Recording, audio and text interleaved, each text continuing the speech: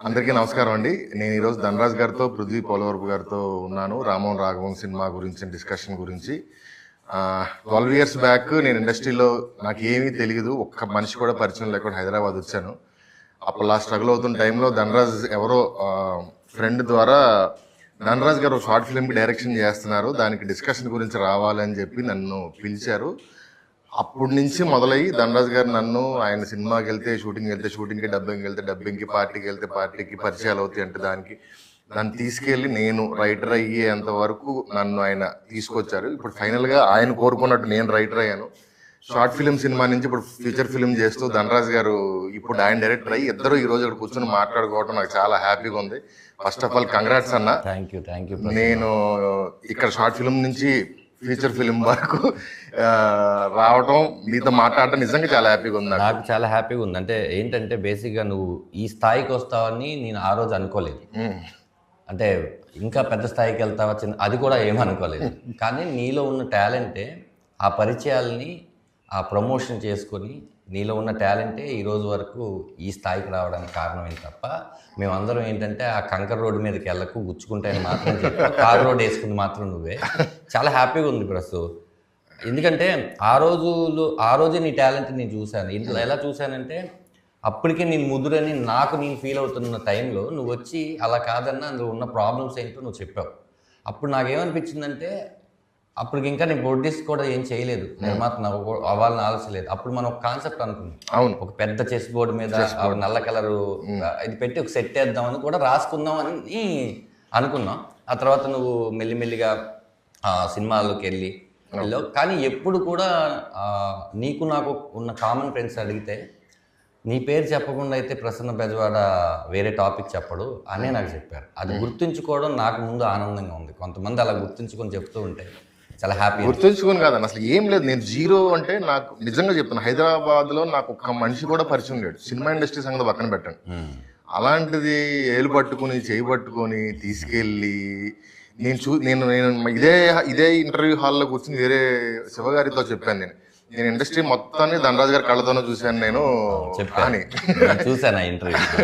So అది నాకు అదొకటి అడుగుదాం అనుకున్నాను, అసలు మీకు ఈ హెల్పింగ్ నేచర్ ఏంటి, అసలు ఏంటి వ్యాధి ఏంటి మీకు? నువ్వు ఒక ఫంక్షన్లో ఒక విషయం చెప్పావు, నా ప్రీవియస్ బుజ్జిలారా స్టేజ్ మీద ఒక విషయం చెప్పావు. అది ఎంతమంది నాకు ఫోన్ చేశారంటే ఆ సామాన్లు ఇంకా ప్రసన్న బెజవాడ దగ్గర నిజంగానే ఉన్నాయని విషయం, ఇచ్చానని విషయం, ఉన్నాయని విషయం నువ్వు చెప్పాక తెలిసింది. నేను ఇచ్చిన విషయం నేనే మర్చిపోయాను.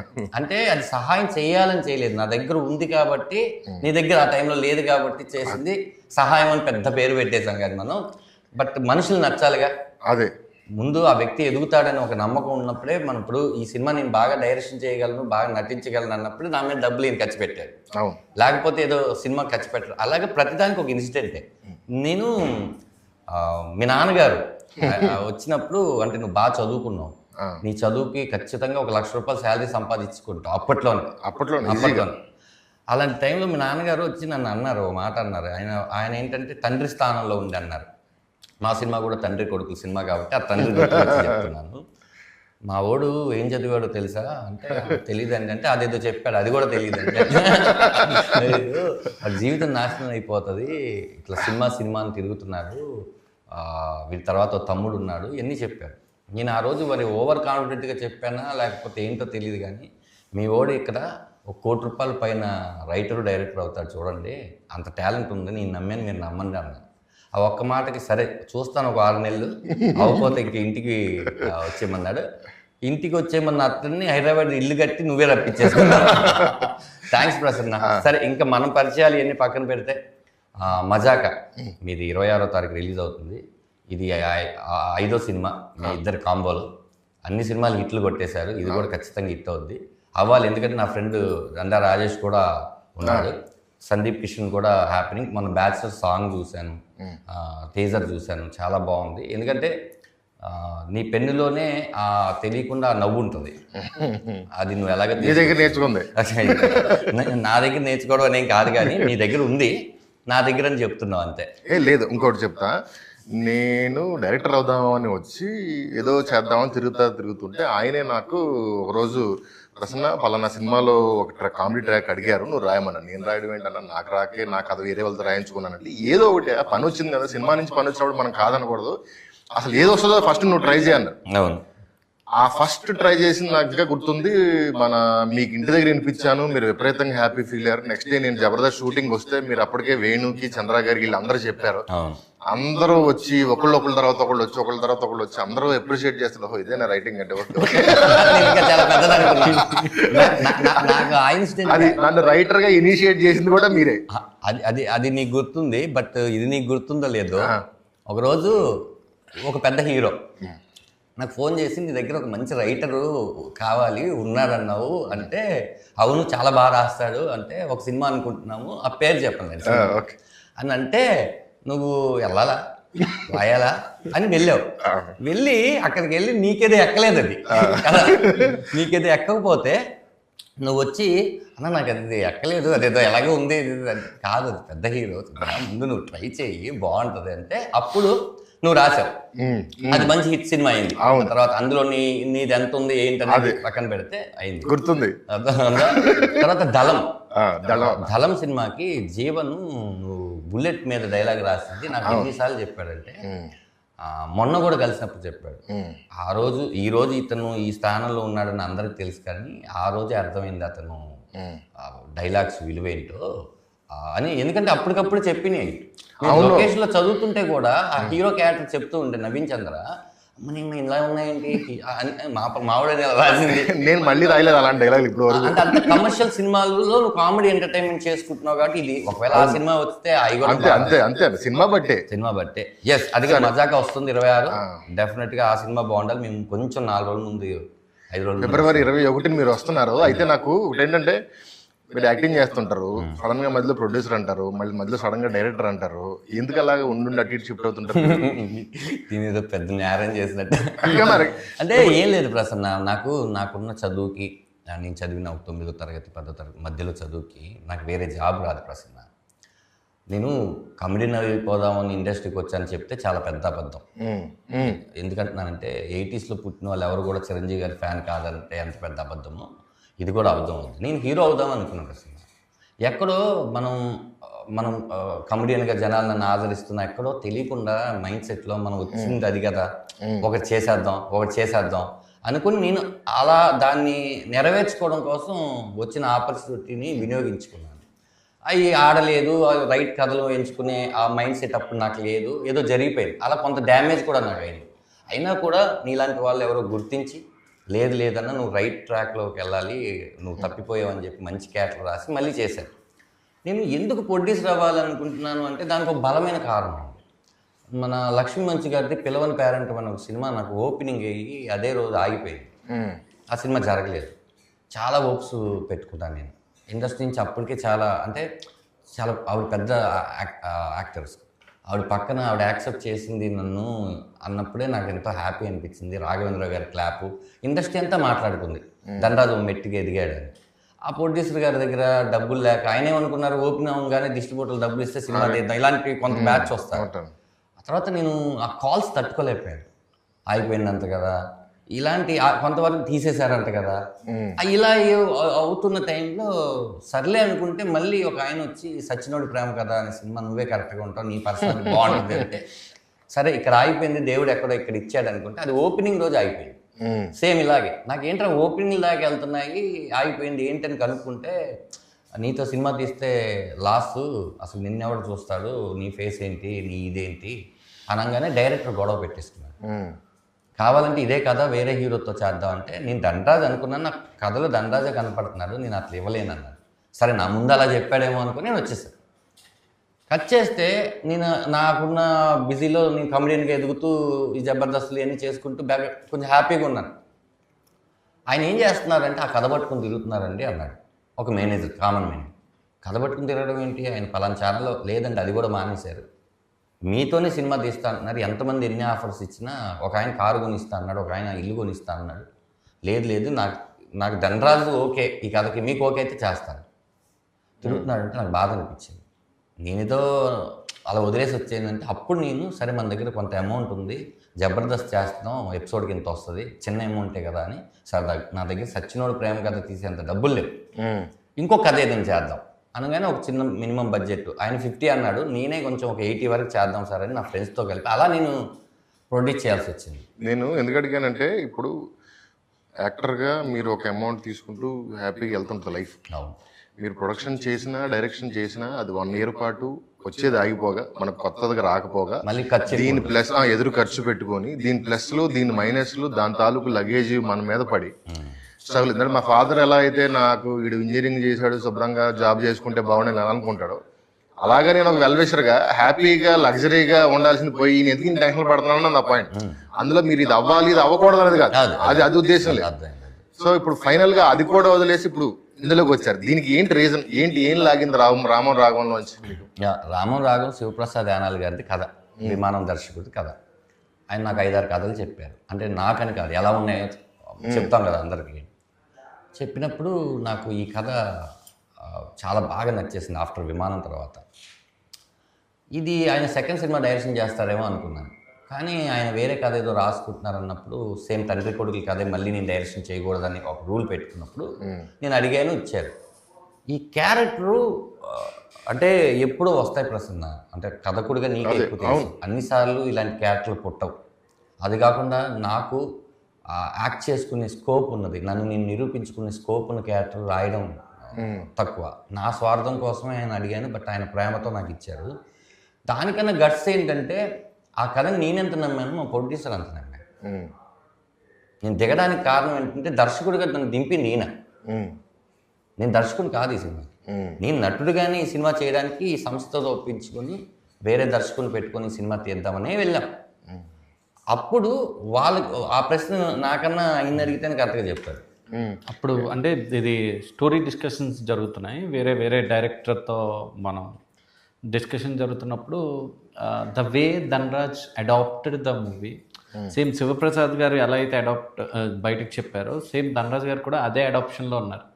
సో ఎక్కడో చిన్న మిస్సింగ్ జరుగుతుంది అని అనిపించిన తర్వాత one fine day I called him, Dhanraj గారు విల్ డూ వన్ థింగ్, ఈ సినిమాకి మీరు డైరెక్టర్ అయితే మనం సినిమా చేద్దాం, లేదంటే వద్దు. దెన్ అట్ దట్ పాయింట్ ఈయన వెంటనే కూడా ఓకే చెప్పలే, అలా అంటావా, షోరా, ఓకే ఒక 2 days టైం ఇస్తావా నాకు, ఇదేంట్రా ఒక ప్రొడక్షన్ హౌస్ వచ్చి నీకు డైరెక్టర్ చేయమని అవకాశం ఇచ్చినప్పుడు మళ్ళీ 2 days, ఈ 2 days అయిన తర్వాత పృథ్వీ నువ్వు ఫోన్ చేసి అడిగిన వెంటనే నేను చేసేస్తాను అంటే నేను కరెక్టో కాదో నేను చెక్ చేసుకోవాలి. ఇప్పుడు బలగం వేణుది అప్పుడు స్టోరీ డిస్కషన్స్ ఇవన్నీ జరుగుతున్నాయి, ఆల్రెడీ నా ఫ్రెండ్ డైరెక్టర్ అవుతున్నాడు, అప్పుడు ఇంకా రిలీజ్ అవ్వలేదు. సో ఇప్పుడు నేను కూడా డైరెక్టర్ అవుతున్నాను అంటే దానికి ఒక రీజన్ ఉండాలి, అసలు నాకు నేను చేయగలనా అని చెప్పి శివప్రసాద్ గారితో క్రాస్ చెక్ చేశారు. మీ కథ ఇదే, నేను ఇప్పుడు దీని మీద వర్క్ చేస్తున్నా, ఇది నేను డైరెక్ట్ చేయడం మీకు ఇష్టమేనా? ఆయన అన్నారు, సార్ ఈ కథకి ఎవరైనా న్యాయం చేయాలంటే అది మీరే. ఆ తర్వాత మళ్ళీ సముద్రగన్ గారికి చెప్పారు, నాకంటే he will be a best choice అన్నారు. సో అలాగా యాక్సిడెంటల్గా టు బీ ఆనెస్ట్ ఫోర్స్ఫుల్లీగా ఇన్ డైరెక్షన్ తీసుకున్నారు. అయితే ఈ ప్రాసెస్లో నేను ఒక సీన్ మేక్ చేస్తున్నప్పుడు నేను ఆన్సెట్ ఆన్లైన్ ఎడిట్లో చూసాను.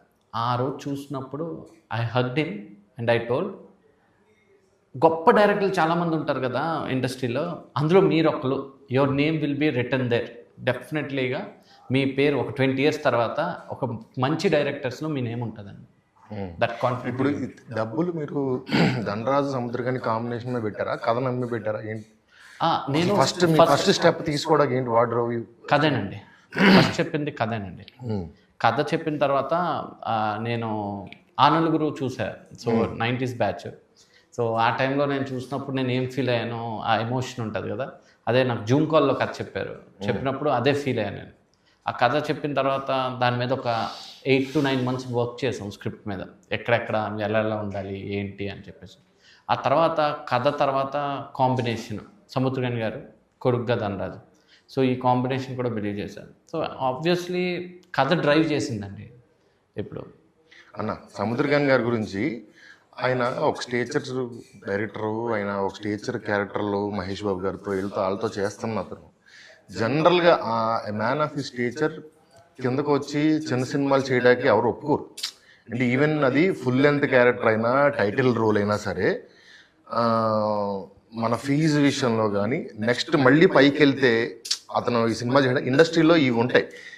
అది నేను పేర్లు చెప్పను కానీ ఆయన స్టేచర్లో ఉన్న అలాగే ఆ క్యారెక్టర్లు చేసే మిగతా 3-4 ఆ సెగ్మెంట్లో ఉన్న వాళ్ళు ఎవరైతే ఉన్నారో వాళ్ళు 100% చేయరు. ఈయన ఎప్పుడు ఆ విమానం అని చేస్తారు, మధ్యలో వెళ్ళి ఇలాంటి రామరాగం ఇలాంటిది ఏది ఉన్నా కూడా నేను విన్న దాంట్లో ఆయన ఏంటి, ఆయన మైండ్ సెట్ ఏంటి అసలు? నేను విమానం సెట్లోనే ఆయనకి నెక్స్ట్ ఏంట్రా అని అన్నాడు ఆయన. ఆయనకి విమానం లాంటి ఒక కథ, ఒక కమెడియన్ అంత టేస్ట్ఫుల్గా కూడా ఉంటుందా? కామెడీ కథ కాదు ఇది. అతను భుజం మీద వేసుకుని శివప్రసాద్ తీసుకున్న దాకా తీసుకొచ్చాడంటే వీడికి ఒక టేస్ట్ ఉందని నమ్మాడు ఆయన. అప్పుడు నెక్స్ట్ విమానంలో మేమిద్దరం కాంబినేషన్ యాక్ట్ చేస్తూ ఉంటే నెక్స్ట్ ఏంట్రా అన్నాడు. మళ్ళీ శివప్రసాద్ గారు కదేనన్నా అని ఆయన విన్నా వినకపోయినా ఊరిని అలా చెప్తూ ఉన్నా. ఇందులో ఫాదర్ క్యారెక్టర్ నేను చేస్తే నీకు ఓకే అన్న ఆయన అడిగాడు, నేను అడగలేదు. అదే అన్న నీది చేస్తే సూపర్గా ఉంటుందన్నా, మరి నిజమేనా, నేను అన్ని ప్రొడక్షన్ హౌస్కి చెప్పుకోవచ్చా అన్న, ఇది నేనే చేస్తున్నాను అన్నాడు. ఆ డౌట్ అనేసాడు. ఎందుకంటే అక్కడేమో శివకార్తికేయన్ గారికి దానిలో ఫాదర్, ధనుష్ గారికి విఐపి దాంట్లో ఫాదర్, ఇక్కడేమో పిల్లోడికి ఫాదర్. నాకు ఫాదర్గా చేయడం చాలా వినడానికి చాలా సూపర్గా ఉంది. ఎలా అని మళ్ళీ క్రాస్ చెక్ చేశాను. నేను చేస్తున్నా. కొన్ని కథలు వచ్చినప్పుడు మనం వదులుకోకూడదు, అవి మళ్ళీ మన దగ్గరకు రావు. అలాంటి కథ ఇది, మనం చేస్తున్నాం అంతే అన్నాడు. ఆ తర్వాత నాకే కాదు, తిరుమానిక్కమని ఆయన సినిమా మనం రిలీజ్ అయింది, ఆ సినిమా కూడా అలాగే చెప్పారు. అది మంచి సూపర్ హిట్. ఆయన ఒప్పుకుంటున్న టైంలో బ్రో షూటింగ్ జరుగుతుంది. మనం బ్రో సెట్లో కలిసాం. ఆయన ఈ సినిమా రిజల్ట్ పక్కన పెట్టండి, బ్రో సినిమా పవన్ కళ్యాణ్ గారితో డైరెక్షన్ చేస్తున్న ఆయన నెక్స్ట్ సినిమా వేరే డైరెక్షన్ చేయాలని ఉంటారు. ఆయనకు వచ్చే ఆఫర్స్ చాలా ఉంటాయి. దాంట్లో నాకు 35 days ఇవ్వాలి. ఆయన కథని ఎంత బిలీవ్ చేయకపోతే నాకు ఫాదర్గా యాక్ట్ చేయడం ఒకటి, అన్ని రోజులు పవన్ కళ్యాణ్ గారి సినిమా చేస్తున్నప్పుడు ఎవరైనా సరే అంటే అనుకున్నాం కానీ అవ్వట్లేదు బాయ్, ఇంకోటి ఏదైనా ఉంటే నేను సపోర్ట్ చేస్తా సినిమాకి, నువ్వు కానిచ్చే ఇంకెవరిని ఉంటే పట్టు. రెండోది గట్టు ఇంకోళ్ళు ఏంటంటే రెమ్యునేషన్ పెంచేస్తారు కూడా. ఫస్ట్ చెప్పిన కమిట్మెంట్ కన్నా సరే ఏదో డబ్బుల కోసం అది చెప్పేస్తే ప్రొడ్యూసర్ రాలేము, అది కూడా లేదు. మాకు ఏదైతే చెప్పారో అదే అమౌంట్ తీసుకున్నారు. అదే అమౌంట్ పక్కన పెడితే ప్రమోషన్స్కి ఇంకో 15 రోజులు కేటాయించారు.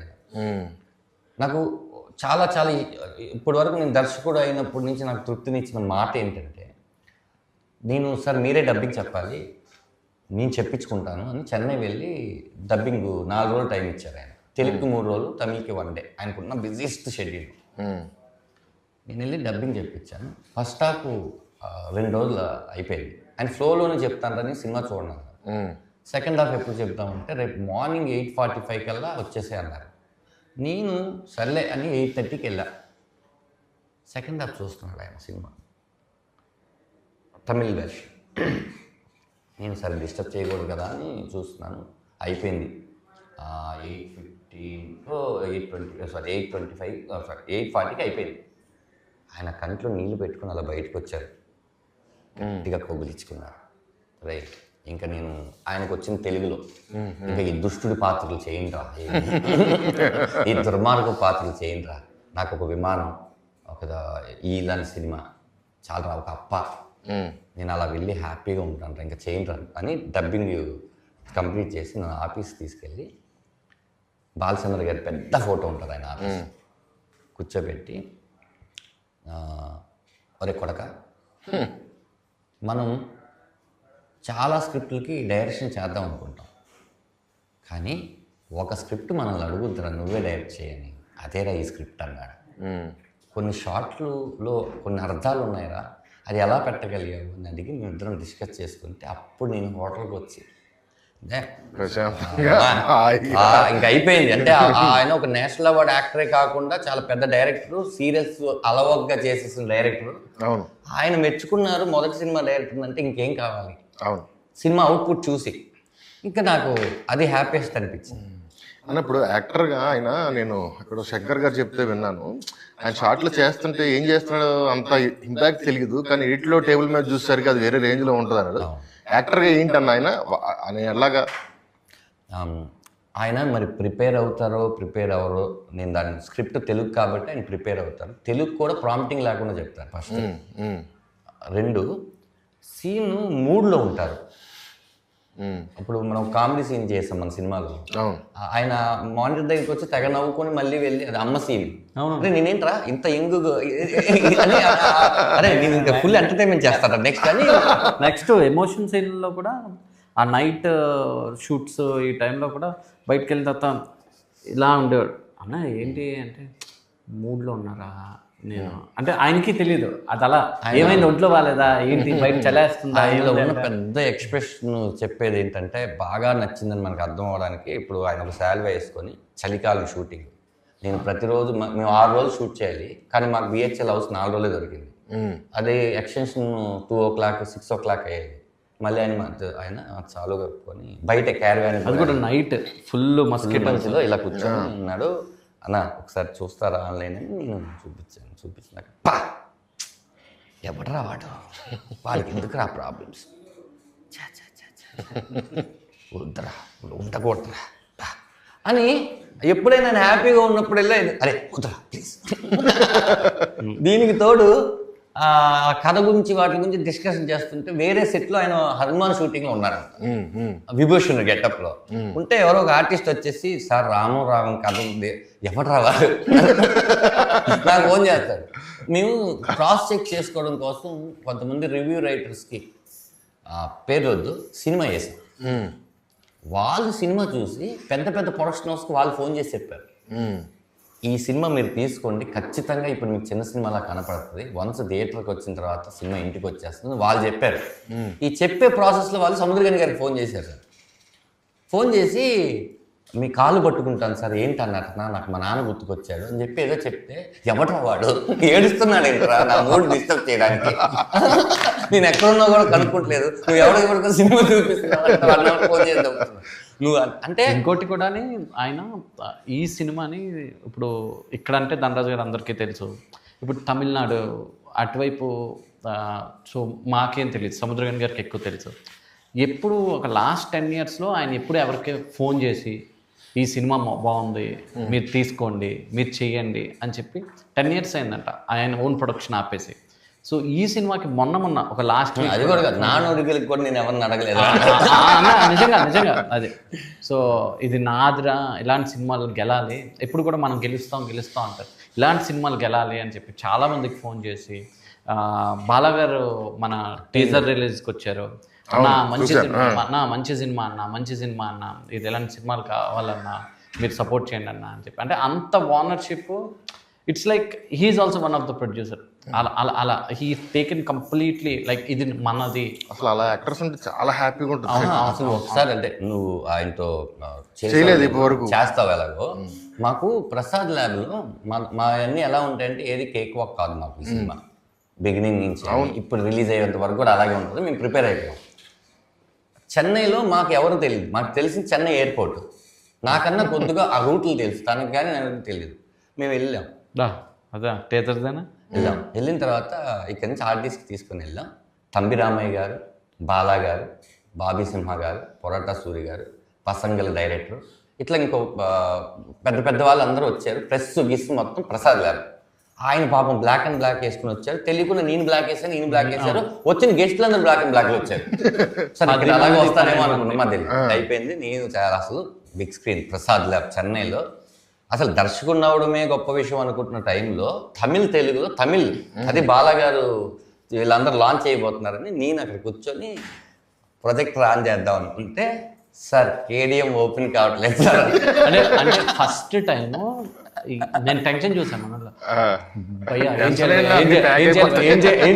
చేయాలి ఇక్కడికి కాదు అక్కడికి కాదు ఇదంతా మళ్ళీ డౌన్లోడ్ చేసి మళ్ళీ ఇంకోటి చేసి ఎంత చేసాం దగ్గర 30 minutes. ఇది చెప్తా ఇది సార్ కేడిఎం ఓపెన్ కాలేదు. ఈ విషయం ఎవరు చెప్తాం ప్రొడ్యూసర్ నేను ఇక్కడ ఉన్నాం ఏమన్నా ఒక మాట అది ఒకవేళ ఇప్పుడు ప్రాసెస్ కరెక్ట్గా స్టార్ట్ చేస్తే 1/2 hour అవుద్ది.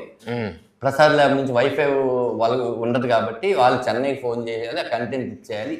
ఈ లోపల ప్రెస్ తెలుగు తగిలేదు అన్నా మనం తెలుగు సినిమా మనం తమిళ్లో చూపిస్తాం నేను ఏదో ఒకటి చేస్తాను వెళ్ళి వచ్చి కూర్చుంటే అది ఓపెన్ కావట్లా అని చూస్తాం అయిపోయింది. అరే ఏంట్రా గెస్ట్లు అందరూ వచ్చారు ఎన్న మ్యాటర్ అని అన్న పైకి వచ్చారు సినిమా ఓపెన్ కావట్లేదు అన్నా ఇదే హిట్ ఇదే అన్నాడు ఆయన. ఇక్కడ ఫస్ట్ టైం ఉన్న సినిమా కంటెంట్ ఓపెన్ కాకపోతే సూపర్ డూపర్ హిట్. అలా అయిందంట కొన్ని సినిమాలు. నేను అసిస్టెంట్ డైరెక్టర్ గా ఉన్నప్పుడు నేనే ఇలా ఏం టెన్షన్ పడితే ఎంతసేపులో వద్దో చెప్పాను ఫస్ట్ అంటే ఒక 15 నిమిషాలు తెచ్చి అందుకే అన్నీ వెళ్ళాడు. 30 నిమిషాల తర్వాత వచ్చాడు.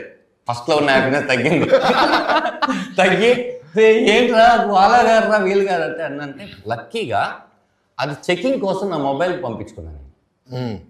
అక్కడ వేయాల్సింది 4K, బట్ నా మొబైల్ MP4 ఉంది. సరే అయితే ఏంది ఏదో ఒకటి ఏంటి అంటే అది పెట్టి తన ల్యాప్టాప్లో పెట్టి మొత్తానికి చేసి వేస్తే అది 4K లాగా వచ్చింది. ఏంటి వాళ్ళు 4Kనే చేసి పంపించారు 1080 వచ్చింది. అంతా నేను ఇట్లా వణికిపోతున్నాను. టెన్షన్ ఫుల్ ముందే అయిపోద్దేమో అని. అయితే మనం ఏదో చెప్పుకోవచ్చు తెలియదు అక్కడ మనకు మీకోసం ఇంత టైం. ఎందుకంటే బాలాగారు అప్పటికి ఫంక్షన్స్కి వచ్చి 1 year దాటిందంట. ఆయన ఫంక్షన్కి వెళ్దంట. వచ్చి రావడం వాళ్ళందరూ సినిమా గురించి మాట్లాడి ఇచ్చేసారు. దానికి ఒక్క సముద్రకాన్ని అన్న ఇంకా అంటే ఆ పెద్ద ఆయన కాలు పట్టుకోవడం ఒక్కటే తప్ప. అప్పుడు నాకు అర్థమైంది అమ్మ మనం లేదు కంప్లీట్ ఓనర్షిప్. ఆయన మన తమిళ్లో నా బ్యానర్ వేద్దాము ఇది చేద్దాం అంత ఆలోచనలో వన్స్ ఇన్ని హ్యాపీయెస్ట్ థింగ్స్ నువ్వు అడిగావు కాబట్టి ఈరోజు చెప్పాను. ఇవన్నీ ఎవరికి తెలియదు. హ్యాపీనెస్ ఉంది, ఎంత సాడ్ ఉంది, ఎంత బాధ ఉంది. అందుకే నా కేక్ వాక్ లాగైతే ఈ సినిమా జరగలేదు. ఎప్పుడూ మీ plan successful film cake walk తీసుకోదు, అసలు ఏ ఫిల్మ్ తీసుకోదు, ఫస్ట్ కేక్ వాక్ సక్సెస్ అవుద్ది. నేను గట్టిగా నమ్మేది ఏంటంటే రేపు సినిమా అందరూ ధనరాజు హీరో ఏంటి ఆడికి అంటున్నారు. ఇందులో సముద్రకని గారు తండ్రి, ప్రమోదిని గారు తల్లి, వాళ్ళిద్దరి మధ్య పుట్టిన కొడుకు కథ ఇది. ఈ సినిమాకి హీరోయిన్లు ఎవరంటే నాకు ప్రమోదిని గారు, సముద్రకని గారే. నేను ఇందాక ఒక ఇంటర్వ్యూలో చెప్పాను, అమలాపురం అనే ఒక ఊరిలో జరుగుతున్న ఒక కథని వీళ్ళందరినీ అమలాపురం తీసుకెళ్ళలేను కాబట్టి ఆ కథని స్క్రీన్ మీద తెచ్చారు. ఓకే, ఈ సినిమా చూసిన తర్వాత డెఫినెట్గా ఈ రాఘవ అనే క్యారెక్టర్ ధనరాజ్ 100% బాగా చేశాడు అని పేరు తెచ్చుకోవడం కోసం నేను అనుక్షణం డైరెక్టర్ ధనరాజ్ని తిట్టేవాడిని, నాతో బాగా చేయించాలి. అలాగే చేయించుకున్నాను. నాకు తెలిసి మేమనుకుంటున్న రిజల్ట్ ఇంకా మాకు ఎవ్వరు లేరు. మాకున్నది ఒక మీడియా, జనాలనే నమ్మాం. ఇంకా ఇండస్ట్రీలో మేము ఎవరిని నమ్మలేదు. వై బికాస్ చూసేసాం. ఎవరు కూడా ఒక్క ఎంకరేజ్ కూడా చెప్తారేమో విందాం అనుకుంటే మాకు ఇప్పటివరకు చెప్పలేదు. అది నాకు చెప్పినా కూడా నేను దాయగలను. డైరెక్టర్ ప్రొడ్యూసర్కే చెప్పాడు. మా ఇద్దరు ఎవరికి చెప్పినా ఇద్దరం అది చెప్పేసుకుంటాం. అంటే ఇప్పుడు ఫ్యాక్ట్స్ మనం యాక్సెప్ట్ చేయాలి. ప్రొడ్యూసర్ డైరెక్టర్ పేజీలో లేకపోతే అంతే. తను మాత్రం ఎక్కడో డిసప్పాయింట్ అయ్యి అబ్బా అనుకున్నాడు అనుకో, నేను అసలు ఇంక ముందుకు ఏమీ తీసుకురాలేను. ఇప్పటి వరకు మనం వచ్చాము, ఇక్కడ నుంచి కూడా మేము చెడ్డ సినిమా మేము 100 సార్లు సినిమా చూసుంటాం. 100 సార్లు మేము ఏ హై ఫీల్ అయ్యామో అదే కనిపించింది. ఈ 100లో ఒక్కసారైనా సరే ఎక్కడో తప్పు జరిగింది అని అనిపించుంటే ఈ సినిమా ఎప్పుడో రిలీజ్ అయిపోయేది, 1 డేట్లోనూ 2 డేట్లోనూ. ఇన్ని రోజులు ఆగి మంచి డేట్ కోసం వెయిట్ చేసే వాళ్ళం కాదు. నాతో జీ ప్రసాద్ గారు సార్ ఇది వాళ్ళు తీసుకుంటున్నప్పుడు అడిగితే ఎలా ఉందన్నా, సరే ఏంటి పరిస్థితి అన్న. ఆయన అన్నాడు, విమానం ప్రమోషన్స్ జరుగుతున్నప్పుడు ధనరాజు గారికి ఏం సంబంధం లేదు, కానీ ఇండస్ట్రీలో చాలామంది ఆర్టిస్టులని, చాలామంది టెక్నీషియన్ని ఆయన తీసుకొచ్చి షోలు వేసి చూపించి వాళ్ళతో మాట్లాడి ఆయన ప్రమోషన్ చేసిన విధానం నాకు చాలా హ్యాపీ అనిపించి స్టేజ్ దిగుతూ అన్నాను, నేను ధనరాజు నీకు హెల్ప్ చేసే రోజు నాకు రావాలని కోరుకుంటున్నానని ధనరాజుకి చెప్పాను. సో ఫైనల్గా మనోడు ఈ సినిమా చేస్తాను అనగానే నేను వెళ్ళి చూద్దాం అనిపించింది, చూశాను. సో హెల్ప్ చేయాలని కాదు, నాకు సినిమా నచ్చి మేము తీసుకోవాలనుకుంటున్నాము అని ఆయన చెప్పాడు. నాకు అప్పుడు ప్రసాద్ గారు ఆయన అంత ఈజీగా వెళ్ళిపోతారు బాగుంది అని ఆ టైప్ కాదు. ఆయన నాకు ఒక మాట అన్నారు ఈ సినిమా చూసిన తర్వాత. ఆయన కూడా ఏంటి అంటే ఈ సినిమాలో 1 of the part లాగే ప్రతి విషయంలోనూ నాన్న ఆ సీన్ కొంచెం లెంత్ తగ్గించు, ఇది చేయని చెప్పి మొత్తం ఎడిటింగ్ కరెక్షన్స్ అన్నీ చేసి ఆయన ఎంత చేయాలో అంత ఎక్కువ చేసి ఒక మాట అన్నారు, మేమిద్దరం ముగ్గురు ఉన్నాం, భోజనం చేస్తున్నాం, వివాహ భోజనంలో. అలా చూస్తూ ఎందుకన్నాడో తెలియదు, ఈ సినిమా రిలీజ్ అయిన తర్వాత నేను చూసే కళ్ళు మారుతాయి ధనరాజని. నువ్వు అంటే అలా నడుచుకుంటూ వెళ్తే నేను చూసే కళ్ళు వేరేలాగా చూస్తాను. కానీ అంటే ఇంతమంది పెద్దవాళ్ళు ఊరికి నన్ను పొగడాల్సిన అవసరం లేదు కదా, అది ఎంకరేజ్మెంట్. వాళ్ళు మనకు చేయాల్సిన ఏదైనా ఉంది అంటే అది మాకు ఆ రోజు అంతా హై ఇచ్చి. అదే. సో ఫిబ్రవరి 21న ఈ సినిమా రిలీజ్ కాబోతుంది. రామోహన్ రాఘవం అన్నయ్య చాలా చాలా కష్టపడి, అంటే డైరెక్షన్ చేయడం అంటే ఒకటి, ఆ వర్క్ చేయడం, ఆ క్రాఫ్ట్ చేయడం అది పక్కన పెడితే ఆయన చేస్తున్న కమెడియన్గా అతను చేస్తున్న అతని కెరియర్ని పక్కన పెట్టి రావడం, ఎందుకంటే డైరెక్షన్ చేసి ఒకసారి మళ్ళీ ఇంకో సెట్లోకి వెళ్తే ఆ డైరెక్టర్ అయిపోయాడు, మనం ఇప్పుడు ఈ సీన్ చెప్పినా మనం ఏదన్నా ఒక ఇంతకు ముందు ఇంప్రవైజ్ చేస్తే కమెడియన్ ఇంప్రవైజ్ చేశాడు అనుకుంటాం, ఇప్పుడు మనం ఏదైనా ఇంప్రవైజ్ చేస్తే డైరెక్టర్ ఇంప్రవైజ్ చేశాడు అనుకుంటాం. సో పిలిచే వాళ్ళు కూడా చాలా సాక్రిఫైస్లు ఉంటాయండి. అది నెక్స్ట్ 2-3 years పడాలి ఏదన్నా ఉన్నా. సో ఆ సాక్రిఫైస్లు అన్ని చేసి అన్నిటికీ రెడీ అయ్యి చేసిన సినిమా ఈ రామోహన్ రాఘవం. February 21 రిలీజ్ అవుతుంది థియేటర్స్లో. అందరూ థియేటర్కి వచ్చి సినిమా చూసి ఈ సినిమాని బ్లెస్ చేయాలని కోరుకుంటున్నాను. Thank you Prasanna. Me cinema release ఉండి కూడా అడగగానే వచ్చి నేను చేస్తాను ఎవరు చేయరు, అది మనలో ఉండాలి. 26వ తారీఖు ఒకసారి కాదు ఇంకో 4-5 సార్లు చేస్తాను. అలాగే ఆల్ ది బెస్ట్ మజాకాకి. 26 మీరు వస్తున్నారు, 21 మేము వస్తున్నాం. 2 సినిమాలతో పాటు రిలీజ్ అయ్యే అన్ని సినిమాలు బాగా ఆడాలని, మన ఇండస్ట్రీ బాగుండాలని మనస్ఫూర్తిగా కోరుకుంటున్నాను. 5th హిట్ అవ్వాలి మీ కాంబినేషన్. ఖచ్చితంగా మీరు హిట్ కొడతారు. బయట వైబ్ కూడా అలాగే ఉంది. Wish you all the good luck. మా సినిమా చూసి ఆ ఎమోషనల్ రైడ్ లో ఉన్న వాళ్ళందరూ మీ కామెడీ రైడ్ లో thank you. Thank you so much. Thank you.